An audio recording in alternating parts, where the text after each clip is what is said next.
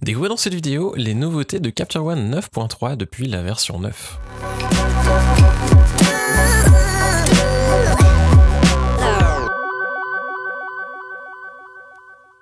Salut, je m'appelle Quentin Descaillets. Vous pouvez retrouver mon travail sur quentindescaillets.com ou sur facebook.com/quentindescaillets. À l'occasion de la sortie de Capture One 9.3 qui vient d'arriver aujourd'hui, je souhaitais faire une nouvelle vidéo qui vous présente un petit peu les nouveautés qui ont été introduites depuis la version 9. Je me suis rendu compte qu'effectivement, j'avais un petit peu laissé passer ça de côté. Même si je faisais les mises à jour, j'en ai pas forcément parlé. On va donc regarder un petit peu ensemble ce qu'il y a de nouveau dans la version 9.3, ce qu'il y avait dans la 9.2 et dans la 9.1. Pour commencer, la dernière version, donc la 9.3, qui est normalement celle que je devrais avoir ouverte actuellement, on voit effectivement c'est la 9.3 qui vient de sortir aujourd'hui donc et qui est déjà disponible au téléchargement. Les nouveautés dans cette version sont pas forcément énormes, un petit peu moins de nouvelles fonctionnalités que dans les deux précédentes mises à jour. On a en fait surtout un support de nouveaux appareils photo et de nouveaux objectifs, avec notamment le nouveau Do Phase One IQ One 100 mégapixels, et aussi des nouveaux appareils tels que le Fujifilm X-T2 ou le Canon 5D Mark IV, ce qui ravira certainement les gens qui emploient ces appareils. À part ça, on a une fonctionnalité que je ne vais malheureusement pas pouvoir vous montrer parce que je ne dispose pas du matériel nécessaire, mais la possibilité de réaliser un étalonnage des écrans ISO Color Edge directement depuis Capture One, et ainsi on a un profil d'affichage correct sans avoir besoin de trop comprendre ce qu'on fait. Un petit clic et tout fonctionne tout seul. J'avais vu une démonstration, ça a l'air de fonctionner plutôt bien. Malheureusement, comme j'ai pas d'écran qui fonctionne pour cela, je ne pourrais pas vous le montrer ou vous expliquer vraiment en détail comment on fait pour réaliser le processus. Bref, on va revenir un petit peu plus sur la version 9.2, donc il y avait d'autres choses un petit peu plus intéressantes et plus visibles que je pourrais vous montrer, avec notamment un outil qui s'appelle maintenant dans Modifier Sélection par et qui nous permet de faire une sélection par exemple par nom de fichier.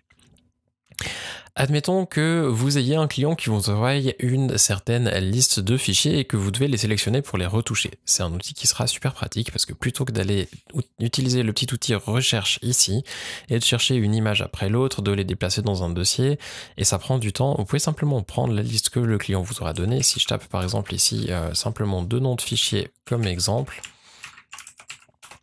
on va voir que en cliquant sur OK, donc il faut juste choisir le bon délimiteur, ici en l'occurrence c'est une nouvelle ligne, il n'y a pas d'extension de fichier donc on va l'ignorer et on clique sur OK. On voit qu'effectivement ça nous sélectionne les deux fichiers et on a une autre fonctionnalité qui a été ajoutée en même temps, et c'est en faisant un clic droit sur une sélection, créer album à partir d'eux, et on peut faire sélection. Et ainsi on peut créer un nouvel album de session qui contient simplement les fichiers qui sont sélectionnés par notre client ou par quelqu'un d'autre. Et on voit qu'effectivement ici on a un nouveau dossier sélection client avec nos deux fichiers qui ont un emplacement dynamique, donc qui sont simplement des liens vers les dossiers vers les fichiers que j'ai dans mon dossier de session, donc dans les favoris de session ici. À part cela, on a aussi quelque chose qui est plutôt pratique pour les gens qui font de l'édition en lot et qui n'ont pas forcément besoin d'avoir des images affichées en grand, et c'est, sauf erreur dans Modifier, ici vous pouvez faire sélectionner le groupe suivant. C'est-à-dire que quand vous êtes dans le navigateur, vous faites votre sélection d'images que vous voulez éditer, vous faites commande Y pour afficher ce qui s'appelle enfin la visionneuse dans présentation et plus fenêtre principale. Vous pouvez maintenant, que vous avez ces trois fichiers à l'écran, appuyer sur Alt ou Option et puis flèche vers la droite. Et ça va passer simplement au groupe suivant. Et si vous faites flèche vers la gauche, ça va revenir sur le groupe précédent. Et en fait, ça avance par nombre de fichiers qui ont été sélectionnés. Et c'est donc plutôt pratique si vous avez par exemple besoin de faire des éditions un petit peu rapides pour envoyer à vos clients des épreuves et que vous faites par la suite la retouche complète. Vous pouvez simplement faire une édition rapide dans Capture One, envoyer au client, et quand ça revient la sélection finale, et bien simplement vous pouvez exporter vers Photoshop les fichiers nécessaires. Autrement, on a un support amélioré du logiciel Helicon pour les gens qui font du focus stacking. Vous savez certainement de quoi je parle, et donc je vais pas m'attarder là-dessus parce que c'est un petit peu plus spécifique comme fonctionnalité. C'est pas quelque chose que j'emploie personnellement. On a aussi des nouveaux raccourcis. Tous les curseurs qui se trouvent ici dans la barre peuvent maintenant avoir leur raccourci attribué en se rendant dans Capture One et modifier les raccourcis clavier. Si vous êtes sur Windows, sauf erreur, c'est dans Fichier et modifier raccourci clavier. Bref, ça ressemble beaucoup. Et vous avez ici tous les raccourcis qui sont accessibles avec notamment outil curseur et vous pouvez attribuer exactement le raccourci que vous souhaitez. Auparavant, ce n'était pas le cas. À noter aussi que les traductions sont un petit peu améliorées. Du moins, je l'espère parce que j'ai aidé un petit peu Phase One sur ce point-là. Si vous deviez remarquer des traductions un petit peu particulières ou des choses qui ne sont pas très claires, n'hésitez surtout pas à me laisser un petit mot dans les commentaires de cette vidéo et ainsi je pourrai directement regarder pour effectuer les modifications pour les prochaines versions. Le but étant d'avoir enfin une version francophone, une vraie version francophone et plus une espèce de version anglaise avec des traductions françaises dedans. Donc n'hésitez surtout pas à m'indiquer si vous voyez des améliorations possibles à gauche ou à droite. Il y a aussi des différences encore qui traînent un petit peu entre la version Windows et Mac. On essaie gentiment de régler tout ça, ça va venir aussi vite que possible.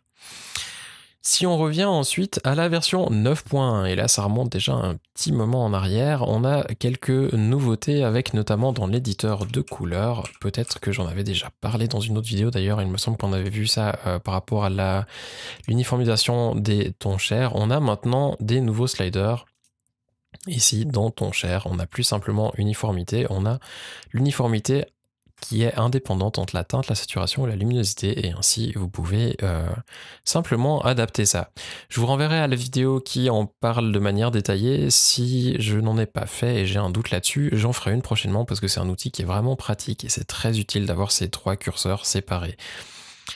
Dans les autres nouveautés de la version 9.1, on avait aussi le support des fichiers TIFF, qui a été largement amélioré et maintenant il n'y a plus du tout de différence entre ce qui s'affiche dans Photoshop et ce qui s'affiche dans Capture One. Les profils sont exactement les mêmes et ça fonctionne largement mieux.